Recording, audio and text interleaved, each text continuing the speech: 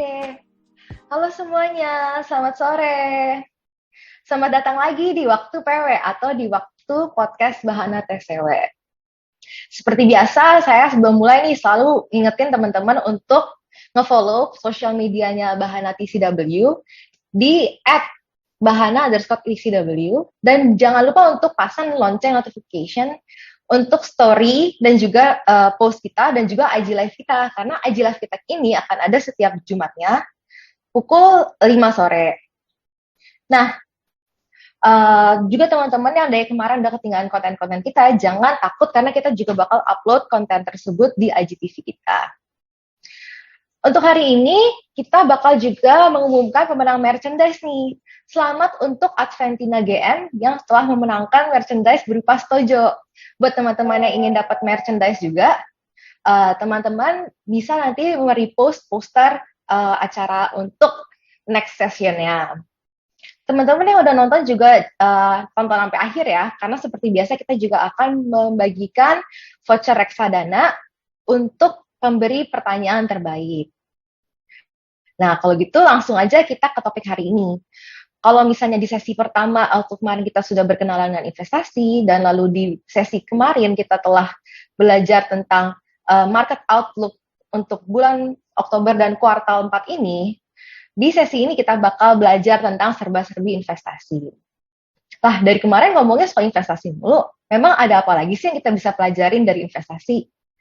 Nah, karena itu hari ini saya nggak akan sendiri aja dan saya akan ditemani oleh yaitu Bro Arya selaku investment specialist dari Bahana TCW. Mungkin kalau yang belum tahu investment specialist itu apa, kita langsung tanya aja sih langsung ke Bro Aryanya, sekaligus juga Bro Arya akan memperkenalkan diri. Jadi Bro Arya, selamat sore nih. Sore Marsha, halo, apa kabar? Kabarnya baik nih Bro Arya. Ayo Bro Arya bisa perkenalan diri dulu nggak sih dan juga jelasin ke teman-teman Sobat WW apa itu investment specialist? Boleh Marsha. Halo Sobat TW, salam kenal. Saya dengan Arya. Saya adalah investment specialist di Bahana TCW. Nah, jadi sebetulnya apa sih Sobat TW tugas investment specialist itu? Nah, tugas investment specialist itu adalah kita harus bisa memahami kondisi pasar, kondisi ekonomi, kondisi secara global, apapun itu yang berhubungan dengan produk-produk investasi. Sehingga kita bisa melihat apa sih pilihan-pilihan produk investasi yang terbaiknya. Gitu. Oke, jadi nanti kalau misalnya teman-teman yang mau nanya-nanya soal investasi bisa langsung nanti tanya loh ke Bro Arya. Nah, dan juga Bro Arya pas banget gak sih kalau misalnya kita hari ini mau belajar tentang investasi, lalu kita ngundangnya Bro Arya nih. Nah, Wah, iya. Bro Arya kan udah jadi investment spesialis ya di Bahana TCW. Pastinya kan udah banyak banget nih pengalaman untuk berinvestasi. Tapi waktu dulu tuh awalnya bisa mulai investasi, gimana tuh ceritanya tuh Bro? Nah, wah ini pertanyaan bagus banget ya, Marsha ya. Sebetulnya dulu saya tuh pertama kali nyobain investasi itu tuh adalah ketika waktu itu adalah kuliah tahun pertama tuh. Itu sudah bertahun-tahun yang lalu. Waktu itu kebetulan memang kuliah itu ambil jurusan itu adalah jurusan finance. Jadi memang jurusan keuangan, belajar tentang investasi. Nah, jadi dari situ tuh udah mulai penasaran tuh, kapan lagi sih bisa belajar kuliah langsung sambil mempraktekkan langsung keadaan real life-nya. Nah, jadi waktu itu ya namanya masih anak muda ya, waktu masih 18 tahun, pengen banget beli, namanya baru kuliah, pengen banget beli barang ini, pengen beli HP baru, pengen beli laptop baru. Wah, ambisius lah kalau kita ngomongin beli-beli barang. Nah, akhirnya kepikiran banget pengen cobain bisa beli barang dengan hasil investasi sendiri tuh waktu itu. Jadi sambil belajar finance di kuliah bisa langsung dipraktekin gitu ya? Betul. Nah itu kan inspiratif banget tuh ceritanya dari Bro Arya. Pas lagi kuliah langsung mulai. Tapi kalau gitu Bro Arya ada nggak sih waktu tertentu kita yang pas untuk mulai investasi? Apakah harus dari SMA kah atau pas kuliah nih kayak Bro Arya gitu? Nah, sebetulnya waktu terbaik untuk kita mulai investasi, Sobat TW, itu adalah sekarang. Sebaik mungkin, secepat mungkin itu adalah semakin baik. Kenapa? Karena investasi itu memiliki tujuan untuk menambah nilai dari uang kita di masa ini itu bertambah di masa depan. Nah, dan kalau investasi itu kan biasa bisa jadi dua jenis ya, Marsha dan Sobat PW. Itu kita bisa lump sum, itu artinya kita investasi sekali dalam jumlah besar, terus udah kita tungguin sampai bertahun-tahun. Atau yang kedua, kita bisa dollar cost averaging. Itu adalah kita investasi berkala. Setiap bulan kita komit, kita disiplin investasi terus-menerus secara bulan ke bulan. Nah, dalam dollar cost averaging ini ada sebuah magic, kita sebutnya adalah compounding effect. Nah, itu sangat ajaib banget lah cara kerjanya si compounding effect ini nih, Sobat PW. Begitu. Apa tuh compounding effect kalau misalnya Sobat PW di rumah belum familiar gitu dengan kata-kata compounding effect? Compounding effect itu adalah efek dari investasi berkala secara terus-menerus. Yang biasa itu kita rasakan tuh setelah investasi itu udah jangka waktunya panjang banget nih. Nah, saya coba kasih contoh nih ya, kita sama-sama lihat apa sih efek dari compounding ini. Nah, misalnya ya, kita ambil contoh, kita investasi 2 juta per bulan. Setiap bulan kita investasi tambahin 2 juta, 2 juta, 2 juta ke instrumen investasi yang katakanlah rata-rata imbal hasilnya adalah 10%. Mungkin seperti reksadana pendapatan tetap. Nggak setiap tahunnya fix 10%, tapi mungkin tahun pertama 9%, kedua 11%, naik turun, tapi kalau kita rata-ratakan itu bisa menjadi 10%. Nah, dengan kondisi seperti itu, dalam 10 tahun mendatang, investasi kita setiap 2 juta per bulan itu akan menghasilkan total dana kita itu lebih dari 400 juta. Itu adalah efek dari compounding. Itu kalau 10 tahun. Tapi, kalau kita tambahin ya, tadi kan 10 tahun ya, Sobat TW ya. Kita tambahin setengahnya deh, jadi 15 tahun. 10 tambah 5 jadi 15 tahun. Yang tadi 400 jutaan, dengan tambahan 5 tahun, 2 juta per bulan, itu langsung bisa menghasilkan 800 juta lebih. Nah, jadi naik itu sangat signifikan. Dan itulah yang kita sebut compounding effect. Gitu. Kalau kita tambahin lagi, tahunnya akan lebih luar biasa lagi. Dari 15 tahun, kita tambahin 20 tahun, 2 juta per bulan, dengan imbal hasil 10% per tahun, selama 20 tahun, itu bisa menghasilkan 1,5 miliar. Wah, itulah the power of compounding effect, the magic of compounding effect.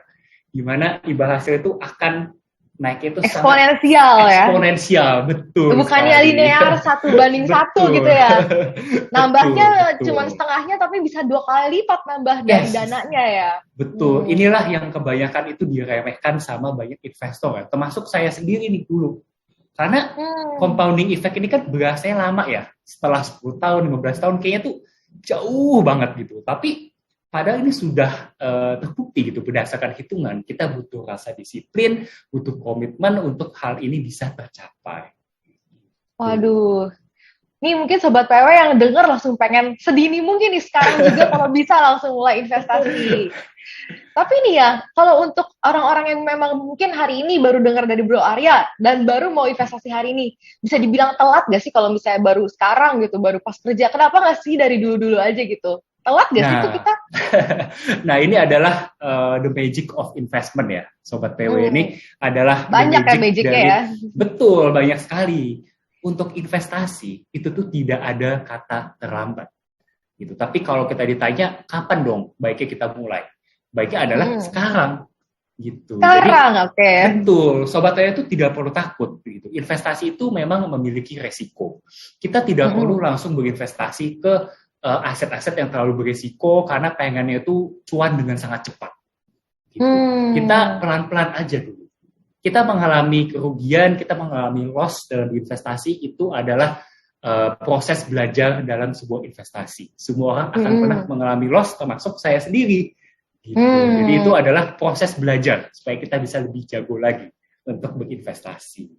Jadi tidak ada kata terlambat, malah justru yang kata kuncinya adalah mungkin konsistensi dan juga disiplin ya. Yes, betul banget.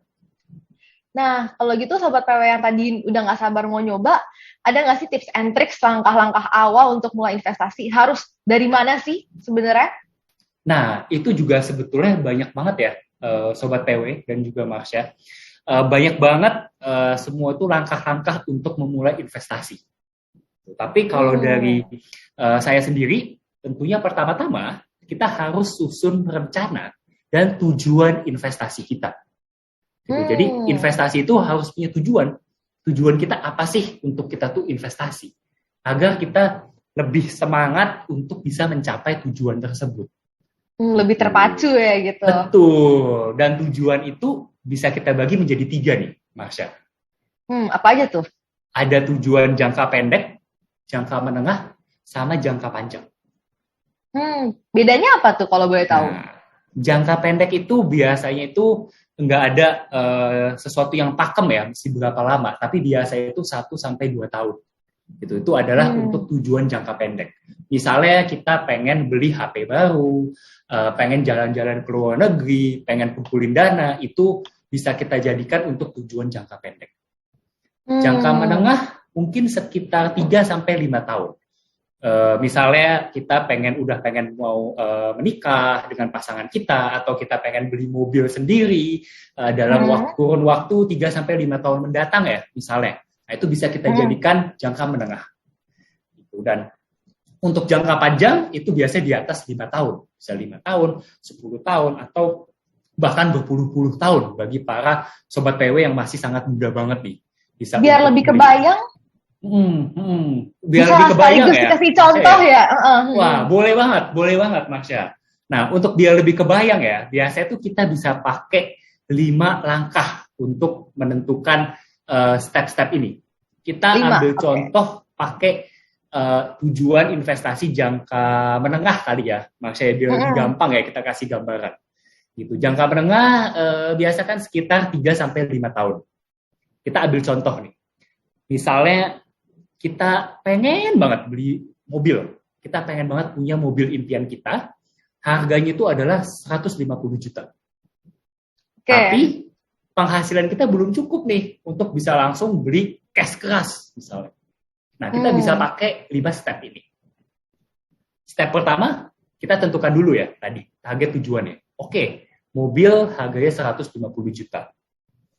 Step kedua, profil resiko kita. Kita tentukan, kita cek profil resiko kita. Apakah kita konservatif, apakah kita moderat, atau kita agresif. Karena ini akan sangat penting untuk menentukan pilihan investasi kita. Untuk sobat PW yang profil resiko yaitu konservatif, cenderung akan membutuhkan waktu investasi yang lebih panjang atau dana bulanannya yang lebih besar. Karena tentunya akan lebih memilih produk-produk investasi yang tidak terlalu memiliki volatilitas yang terlalu tinggi. Nah, masuk ke step 3, habis kita tahu nih ya, sobat PW ya, profil resiko kita. Misalnya kita asumsi deh ya, misalnya Marsha ini profil resikonya moderat. Nah, baru nih kita tentuin seberapa besar dana yang siap kita sisihkan per bulannya. Misalnya kita siap menyisihkan 2 juta per bulan. Nah, barulah di step keempat kita hitung nih, kira-kira bisa berapa lama. Tapi perlu diingat, kita harus disiplin. Kalau kita udah komit 2 juta per bulan, kita konsisten, kita disiplin. Investasikan 2 juta per bulan secara berkala. Nah, kalau kita pakai asumsi imbal hasilnya itu 9% net ya, udah nggak dipotong pajak, udah 9% net. Dalam 5 tahun ke depan, investasi kita yang 2 juta per bulan ini, itu bisa mencapai 152 juta. Dan tujuan kita, mobilnya yang 150 bisa tercapai. Lebih bahkan. Gitu. Jangan lupa step kelima tadi ada 5 step nih. Oh iya. Step kelimanya, kita nikmati pencapaian sobat PW, dan jangan lupa sisa 2 jutanya bisa kita amalkan atau kita investasikan kembali. Gitu. Wah, yang kelima ini nggak boleh lupa nih. Ada yang biasanya udah sampai 4 aja udah. Betul, habis itu sisa 2 jutanya dipakai buat beli-beli shopping. Iya, Nah, berarti sobat PW tuh diinget tuh ada 5 steps-nya. 1, tentukan dulu target tujuannya. 2, tuh tentukan profil resikonya. 3, lalu kita tentukan budget dana yang kita sisihkan. 4, kita harus jadi disiplin. Dan 5, kita nikmati pencapaian dan jangan lupa charity. Nah, tapi kalau Bro Arya pernah dengar gak sih ada orang yang bilang ke mereka tuh takut mulai investasi karena takut gagal atau takut rugi. Kalau Bro Arya sendiri, komentarnya untuk orang-orang yang seperti itu gimana sih? Dan Bro Arya sendiri pernah gagal gak sih sebetulnya? Wah, panah banget ya. Wah, kalau ditanya gitu, Sobat PW, saya tuh sering banget mengalami kegagalan dalam berinvestasi gitu, mengalami kerugian. Tapi kita kan belajar ya, kita ada proses belajar. Bahkan seorang investor yang paling tersukses di dunia seperti Warren Buffett, dia juga salah satu orang terkaya di dunia, itu pun juga pernah mengalami kegagalan dalam berinvestasi. Gimana kita gitu ya? Gimana kita gitu ya, masih belajar banget gitu. Kita masih pemula banget lah dibandingkan dengan beliau yang sudah sangat berpengalaman sekali puluhan tahun gitu. Tapi yang bisa saya pelajari dari kegagalan itu adalah proses. Kita belajar apa sih salah kita dalam investasi. Itu kenapa kita bisa mengalami kerugian, apa kesalahan saya. Nah, dari situ kan kita akan sadar, itu kita belajar. Yang penting jangan kapok, teman-teman. Karena kalau kita kapok, kita misalnya gagal ya, teman-teman. Kita kerugian, kita gagal, terus kita kapok, berarti gagal itu udah gagal, kita udah rugi. Tapi kalau kita berusaha terus sampai nanti kita bisa sukses, investasi kita berhasil, ya kita jadi cuan. Karena kan kegagalan itu akan ditutupi dengan keberhasilan kita di masa mendatang. Gitu. Berarti ini sebenarnya kalau diandai-andaikan ini sama kayak kalau misalnya kita belajar naik sepeda ya.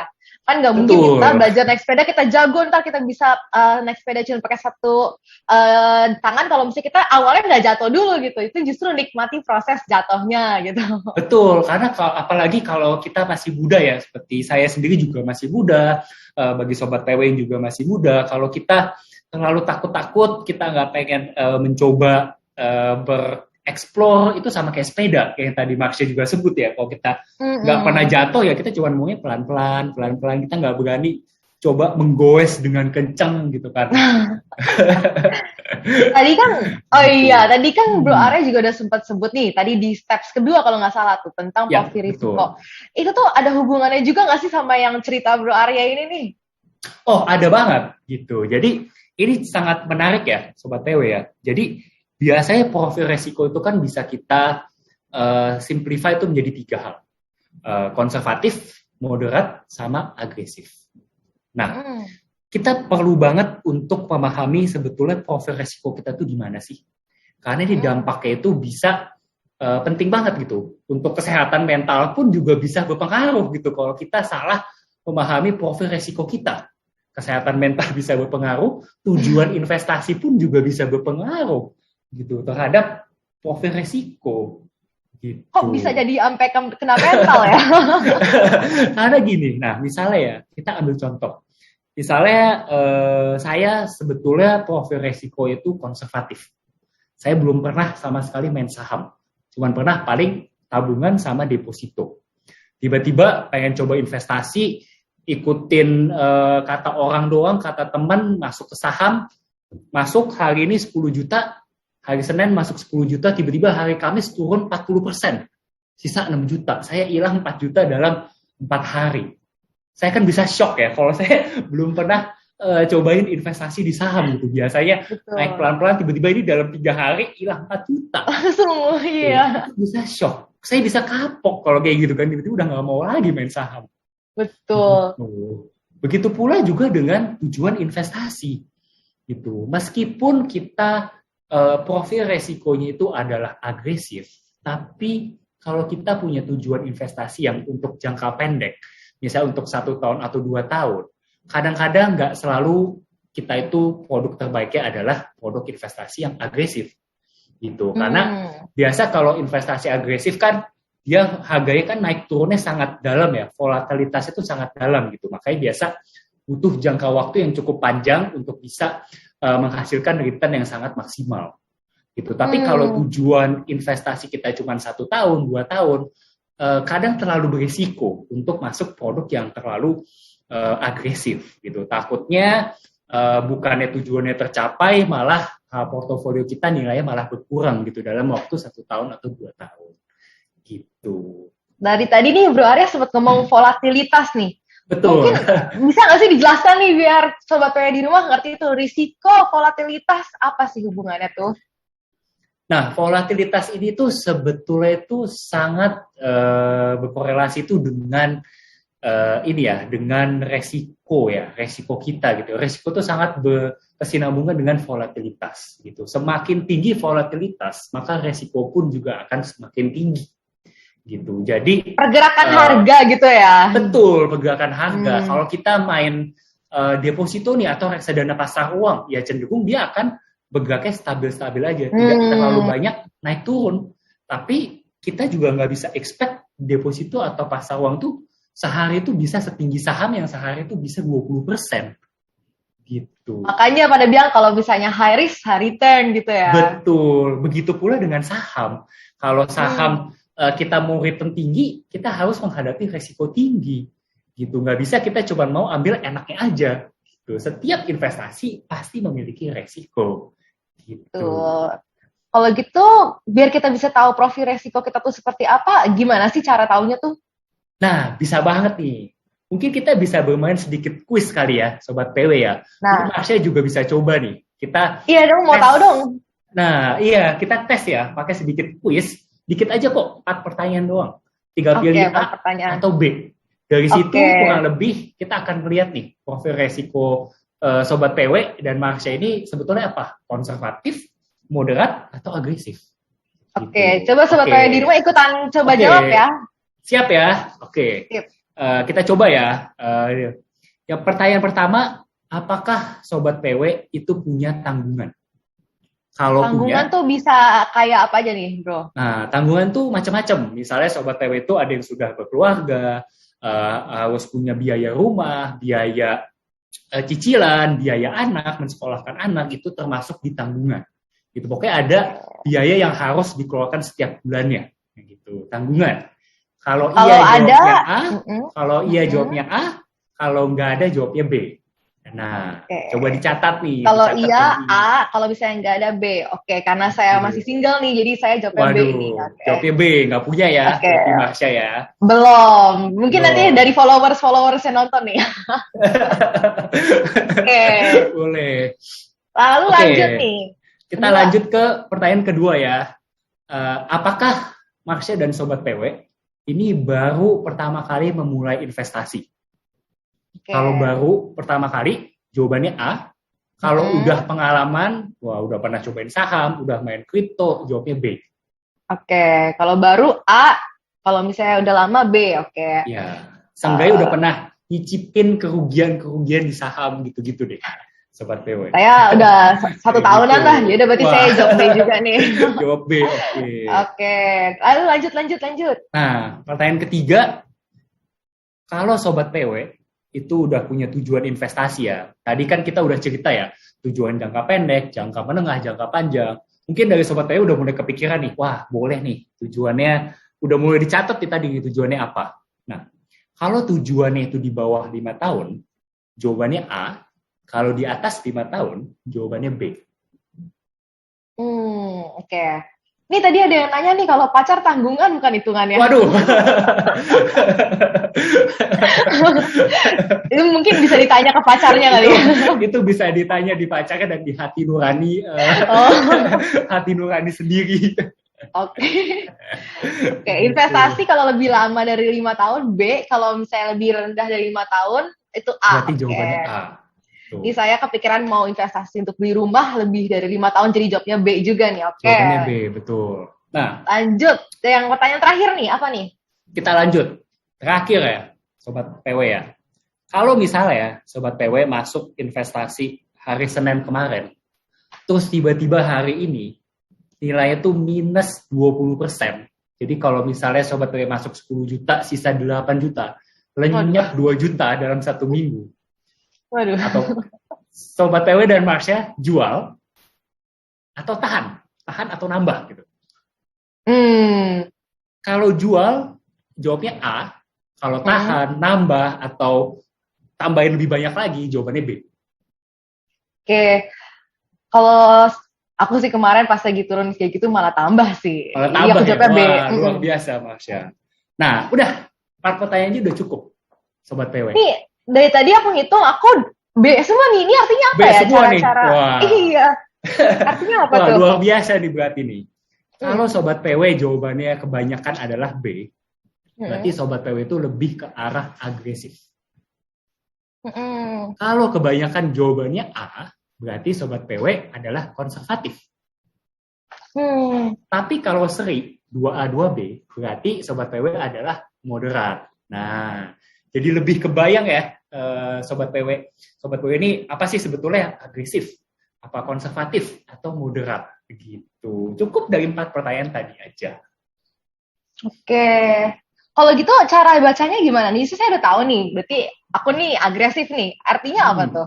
Artinya kalau agresif, Marsha ini lebih sanggup untuk berinvestasi ke aset yang lebih berisiko.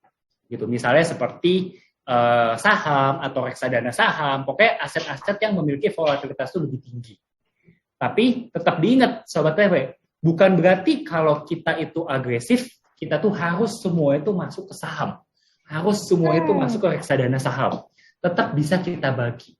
Boleh kok profil resiko agresif itu masuk ke pasar uang, tapi biasanya memang bisa porsinya lebih banyak, lebih oke untuk bisa di saham. Gitu. Contohnya gitu, karena bisa lebih berani melawan apa ya, menghadapi kerugian yang kalau lagi dalam tadi tuh. Gitu. Kalau untuk reksadana sendiri tuh masuknya ke ini aset apa ya? Agresif, konservatif kah? Nah, ini justru salah satu keunikan reksadana ya, Sobat PW. Reksadana itu lengkap. Sobat PW konservatif, ada pilihannya. Reksadana pasar uang. Sobat PW moderat, ada pilihannya. Reksadana pendapatan tetap. Sobat PW agresif, ada pilihannya. Reksadana campuran atau reksadana saham. Gitu. Jadi sangat lengkap nih pilihannya kalau di produk reksadana. Tinggal Sobat PW bisa mengatur nih lebih banyak porsinya di mana sesuai dengan profil resiko Sobat PW sekalian. Gitu. Wah, kalau misalnya kayak gitu, produk Bahana ada semua untuk semua profil resiko ya. Betul, wah kita lengkap sekali nih, Marsha nih. Itu produk-produk yang bisa beli di Bahana Link, itu di website untuk di milik Bahana TCW. Dari konservatif, dari reksadana pasar uang, pendapatan tetap, campuran sampai juga dengan reksadana saham. Gitu. Oke. Dari tadi kan udah aku terus nih nanya Bro Arya nih. Ini sebenarnya dari tadi di kolom chat udah banyak yang nanya nih. Kita coba baca dulu ya. Ini ada yang menarik dari Ticker Trick. Kalau misalnya profil resiko sendiri, ini bisa dinaikkan nggak sih? Mungkin maksudnya profil resiko tuh bisa berubah nggak sih seiring waktu, Bro Arya? Ya, ya. Wah, ini pertanyaan yang sangat bagus sekali nih, Marsha nih, terkait profil resiko.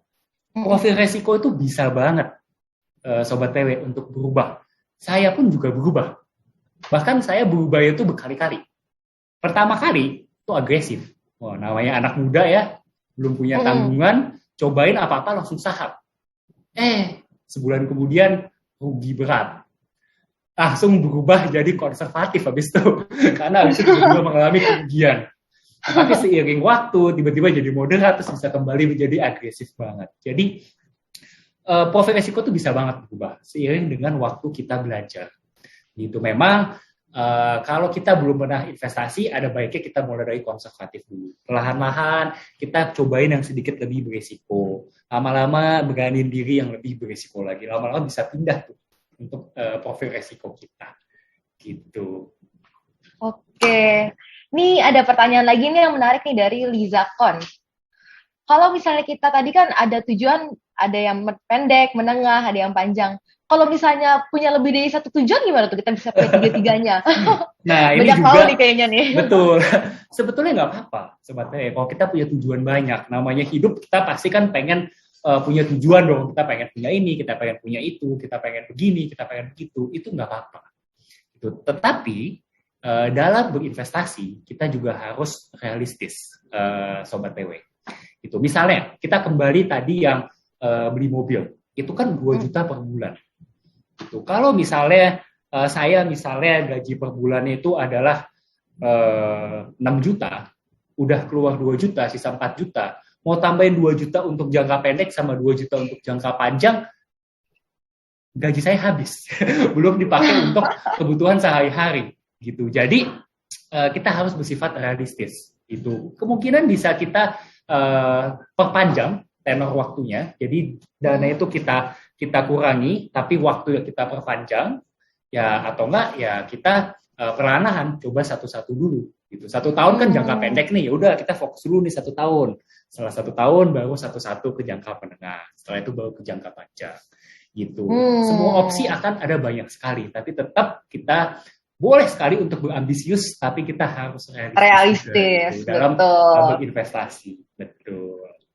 Ini juga ada pertanyaan di kolom chat, mau nanya, kalau misalnya tips keuangan untuk yang penghasilannya tidak menentu. Mungkin maksudnya penghasilannya sumbernya bukan dari gaji yang fix setiap bulan, tapi dia freelancer. Itu tuh beda nggak sih? Betul. Kalau yang flow-nya terus-terusan? Nah, sebetulnya kalau untuk bagi para sobat PW yang penghasilan per bulan itu tidak menentu ya, mungkin entrepreneur, businessman, businesswoman, dia freelancer, itu umumnya profil resikonya itu sedikit diturunkan gitu. Jadi kalau misalnya emang agresif, biasanya dia cenderung akan lebih ke arah moderat gitu. Kenapa? Karena kembali lagi ke arah investasi secara berkala gitu, dollar cost averaging. Kalau kita terlalu agresif dan kita itu penghasilan tidak menentu, kita tuh nggak bisa produk investasi agresif itu kan kita tidak bisa menarik dana itu sewaktu-waktu dengan senyaman mungkin. Ditarik bisa, sobat PW, tapi harganya lagi turun atau naik itu kan yang menjadi pertanyaan. Nah iya. Bagi kita yang pekerja pegawai kantoran punya penghasilan tetap per bulan ya itu lebih nyaman tuh karena kita per bulan tuh kita tahu penghasilan kita berapa, kita bisa adjust dulu, kita bisa kondisikan dulu tuh dari bulan-bulan sebelumnya. Tapi bagi freelancer, entrepreneur, kalau tiba-tiba misalnya ya akibat pandemi COVID-19 kemarin penghasilannya lagi agak kurang bagus, tiba-tiba mau cairin dari investasi dan investasi itu masuk ke aset berisiko yang lagi turun juga tahun 2020, itu kan jadi agak kesulitan ya gitu. Jadi biasanya tetap harus punya untuk yang penghasilan tidak tetap itu tetap harus ada seberapa persen tertentu alokasi untuk yang produk-produk yang sedikit lebih mengarah ke konservatif gitu untuk lebih berjaga-jaga. Gitu. Oke. Ini sebenarnya di kolom chat masih ada beberapa pertanyaan yang belum terjawab nih, tapi jadwal kita nih udah lewat nih dari jadwal kita. Jadi mungkin untuk pertanyaan-pertanyaan yang belum terjawab nanti bisa banget DM ke sosial media kita, atau nanti mungkin bisa langsung DM ke IG-nya Arya nih. Siapa tahu followersnya nambah kan. Amin. Nah teman-teman, nggak terasa kan udah 30 menit lewat nih kita ngobrol bareng-bareng nih. Mungkin udah nggak sabar lagi teman-teman mau langsung investasi biar mendapatkan apa yang disebut compounding effect oleh Bro Arya tadi nih barusan. Nah, salah satu aset investasi yang bisa teman-teman coba yaitu lewat produk-produk Bahana ya. Bisa dibeli di mana tuh kalau misalnya boleh tahu Bro Arya? Wah, produk-produk Bahana itu bisa dibeli tuh di banyak banget. Teman-teman tuh bisa beli ada di Bahana Link, teman-teman juga bisa, Sobat PW juga bisa beli di berbagai gerai-gerai di digital ataupun di beberapa bank-bank yang teman-teman tuh punya rekeningnya gitu. Jadi kita produk Bahana tuh ada banyak banget di macam-macam. Itu pun lengkap dari reksadana pasar uang seperti Bahana Dana Liquid, reksadana pendapatan tetap seperti ABF, reksadana campuran, reksadana saham seperti Bahana Primavera, kita sangat lengkap sekali. Gitu, Marsha.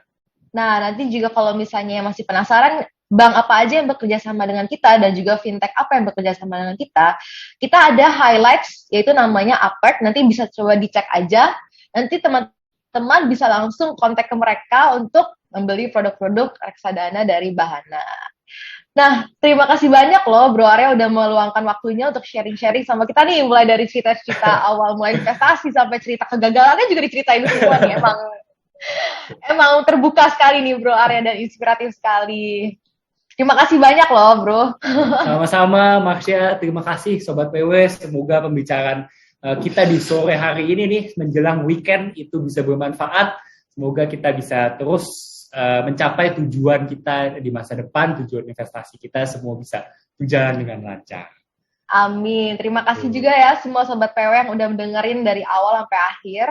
Nah, bagi yang ketinggalan bagian awal-awalnya bisa banget nanti nonton uploadannya di IGTV kita. Nah, dan juga sesuai dengan janji kita udah milih nih satu pertanyaan terbaik di Q&A tadi. Selamat untuk ticker trick. Ticker trick nanti kita bakal DM ya untuk urusannya lah nanti. Oke, jadi selamat ticker trick. Untuk sesi hari ini kita sudahi terlebih dahulu. Untuk teman-teman semua, Sobat PW, jangan lupa untuk tetap stay safe and see you on our next series di Jumat tanggal 19 November untuk membahas tentang apa sih penggerak market. Tadi kan Bro Arya udah juga cerita tentang volatilitas dan juga pergerakan harga. Nanti kita bakal banyak bahas nih soal perubahan-perubahan harga dan juga faktor-faktornya. So, kita pamit undur diri dulu dan juga bye-bye teman-teman semua. Terima kasih. Bye, Sobat PW semua.